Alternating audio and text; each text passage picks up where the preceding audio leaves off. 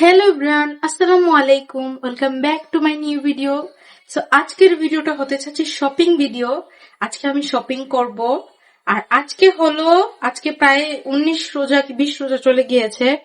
19 রোজা চলে গিয়েছে। তো আমি এখনো মার্কেটে যাই নাই, আজকে যাব। আর হ্যাঁ, আমার কিন্তু বেশিরভাগ কেনাকাটা অনলাইন থেকে হয়, আমি মার্কেটে যাওয়া পড়ে না। তারপর টুকটাক জিনিসের জন্য মার্কেটে যাব আর একটু ঘুরবো, দেখবো যে কিভাবে ডেকোরেশন করছে, কি আসছে মার্কেটে। সো এই তো। So, এখন দেখতে পাচ্ছেন আমি একদম ঘরের জামা কাপড় পরে রেডি হয়ে আছি, কিন্তু আমি এইভাবে যাব না। এখন আমি একটু হালকা পাতলা মেকআপ করে নিব।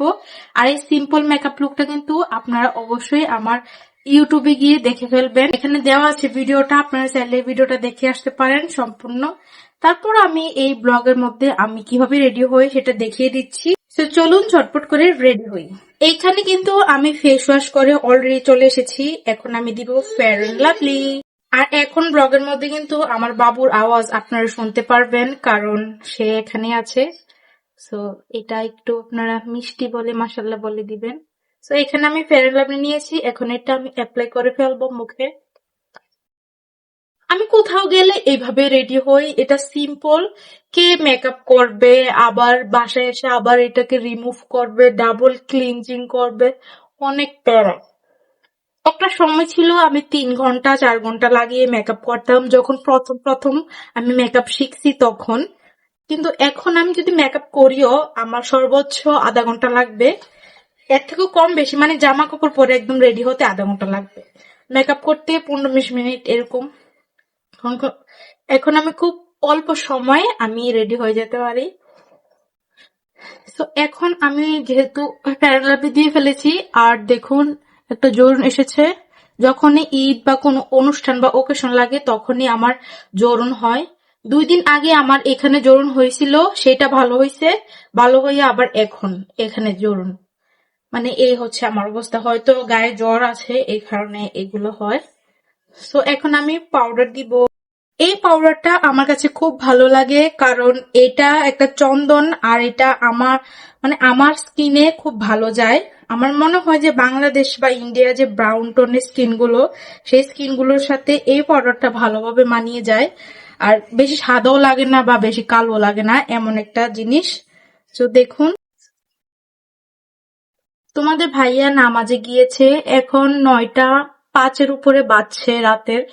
নামাজ শেষ মানে তারাবি শেষ করে এসে আমাদেরকে নিয়ে যাবে বলেছে, আর আমরা রেডি থাকতে বলেছে। অলরেডি বাবুকে আমি খাইয়ে তারপরে রেডি করে দিয়েছি, জুতা পরিয়ে জামা পরিয়ে দিয়েছি, প্যাম্পাস পাল্টিয়ে দিয়েছি। এখন আমি রেডি হচ্ছি। তো এখানে অনেকগুলো পাউডার নিয়ে ফেলছি, এখন আমি এগুলাকে ছেড়ে দিব। একটা সময় ছিল যখন নিজেকে ফর্সা লাগলে মনে করতাম সুন্দর, কিন্তু এখন যত দিন যাচ্ছে তত মনে হয় যে যত স্কিন টোনের সাথে ম্যাচ রেখে জিনিস মানে মেকআপ করব বা কিছু লাগাবো ততই ভালো বা ততই সুন্দর। আমার ক্যামেরাটা লড়ছে কারণ আমার বাচ্চা দেখতে পাচ্ছেন কথা বলছে, আর এটাকে ইগনোর করুন প্লিজ। আমার লিপস্টিক সবগুলো একটা আপুর কাছে, আমি একটা ইভেন্টে গিয়েছিলাম, আমার যত নোট লিপস্টিক আছে সব বাবা, তখন আমি ব্যাগ নেই নাই, বড় একটা ব্যাগ নিয়েছিলাম, বড় কাহিনী, তারপর শর্টকাটে বলি, বড় একটা ব্যাগ নিয়েছিলাম বাবুর জিনিসপত্র। কিছুক্ষণ পরে যখন বাবু বেশি দুষ্টুমি করতে লাগছিল, তখন আমি বাবুকে বাসায় পাঠিয়ে দেই ব্যাগটা দিয়ে। আর ব্যাগে থাকা যে জিনিসপত্র আছে সেগুলো আমি আরেকটা আপুর ব্যাগে নিয়েছিলাম, আর আমি ব্যাগ ক্যারি করি নাই। সো এখনো আমি আপুর বাসায় থেকে লিপস্টিক গুলো আনি নাই, সময় পাই না, আর সময় পেলে মনে থাকে না, এই হচ্ছে আমার অবস্থা। সো এখানে আমি এই রেড লিপস্টিকটা, এটা ইভিলির একটা রেড লিপস্টিক, এটা হালকা একটু ঠোঁটে অ্যাপ্লাই করে নিয়েছি। এখন জাস্ট যেন ন্যাচারাল মনে হয়। আমার যেহেতু লিপস্টিক গুলো নাই, সব লিপস্টিক নিচে লেগে গিয়েছে, উপরে একটু দেই, বেশি লেগে ফেলছে, অনেক বেশি লাগছে আল্লাহ।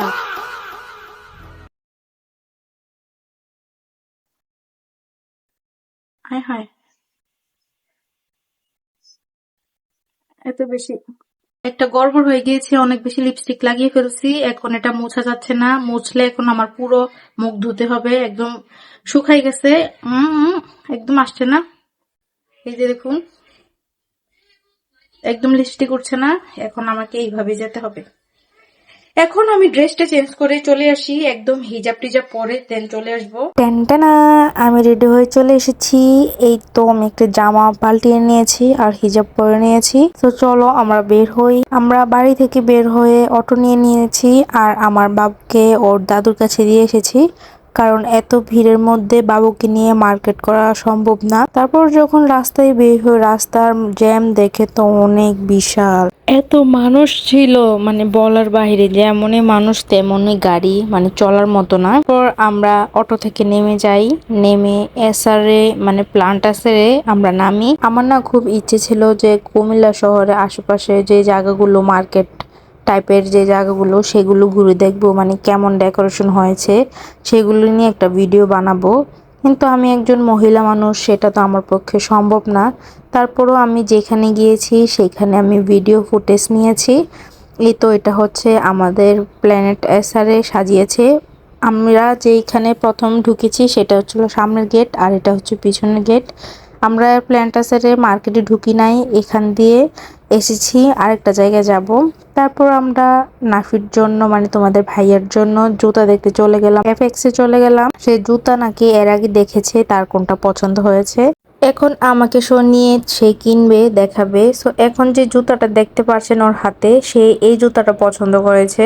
আমার কাছেও ভালো লেগেছে, সে যেহেতু সে রেগুলার ব্যবহার করবে, তার যেটা কমফোর্ট সে সেটাই কিনবে।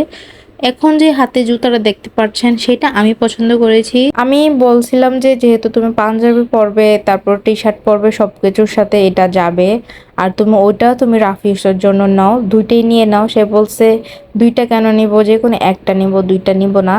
তারপর তার পছন্দটাই রাখলাম, তার পছন্দের এই জুতাটাই নিলাম। আর এখানে না একটা কনফিউজের মধ্যে যাচ্ছিল সে, মানে এইটা নিবে না সেইটা নিবে। তারপরে তার মনটা দেখলাম বেশিরভাগই তার, সে যেটা পছন্দ করেছে মানে সেইটার মধ্যেই। তারপর আমি বলছি আচ্ছা ঠিক আছে রেখে দাও, এটা একটা ভালো না, ভাল লাগছে না, তুমি যেটা নিয়েছো সেটাই ঠিক আছে।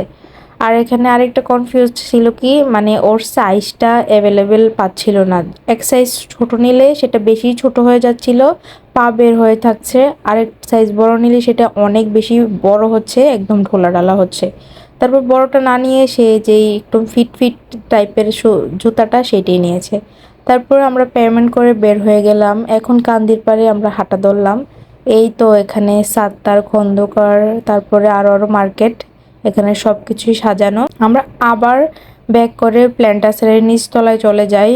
এখানে একটা সাইডে এই ভাইয়াটা, যারা চিনেন তারা তো চিনেনি, ওনার একটা ফেসবুক পেজ আছে। তো এখান থেকে আমি অনেকগুলো কুকারেজ আইটেম নিয়েছি।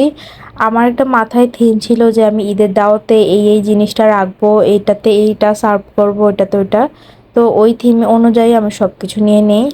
তারপরে আমরা বেশিরভাগই আর কেনাকাটা করি নাই, খালি ঘুরেছি যে কোনটায় কি পাওয়া যায় দেখেছি, কারণ আমরা বেশিরভাগ কেনাকাটাই অনলাইনে হয়ে গিয়েছিল। তারপর সবখানে আমরা ঘুরেছি দেখেছি, কিন্তু অনেক বেশি হাই প্রাইস, 36,000, তারপরে 8,000, 9,000, 10,000, 15,000, এক একটা প্যান্টের দাম 3,000, 3500, 4,000, এক একটা গেঞ্জির দাম 4-5 হাজার টাকা। মানে এত দাম দিয়ে যদি আমি একটা জিনিস নিয়ে নেই আর বাকি জিনিস কিভাবে নিব। আর আমরা তো মানে বড় লোক না, ভিডিওতে দেখাবো আমরা এই শোরুমে যে এটা কিনেছি, ওই শোরুমে যে ওইটা কিনেছি, আমাদের সামর্থ্য অনুযায়ী আমরা যতটুকু কিনেছি আলহামদুলিল্লাহ। তারপরে এই দোকানে ঘুরি, এই দোকানে আমার অনেকগুলো শার্ট পছন্দ হয়েছে, কিন্তু প্রাইস দেখে আমরা অনেক হতবাক। তারপরে আমরা সব দোকান ঘুরে আমাদের অনেক খিদা লেগে যায়, তারপরে একটা দোকানে আমরা বসি। প্ল্যান্টাসের সাথেই এই রেস্টুরেন্টটা, এটার নাম হচ্ছে লামহা কিচেন। মোটামুটি এই জায়গার ভালো ফেমাস দোকান এটা, অনেক মানুষ আসে। নাফি নিয়েছিল চিকেন সালাদ রুটি, আর আমি খেয়েছি ঝুরা মাংস গরুর রুটি। তারপরে সবশেষে আমি লাচ্ছি নেই। সো এই তো ছিল আজকের ভিডিওটা কেমন লেগেছে অবশ্যই কমেন্ট করে জানাবেন। পরবর্তী ভিডিওতে দেখা হচ্ছে, সে পর্যন্ত সবাই ভালো থাকবেন, সুস্থ থাকবেন, আল্লাহ হাফেজ।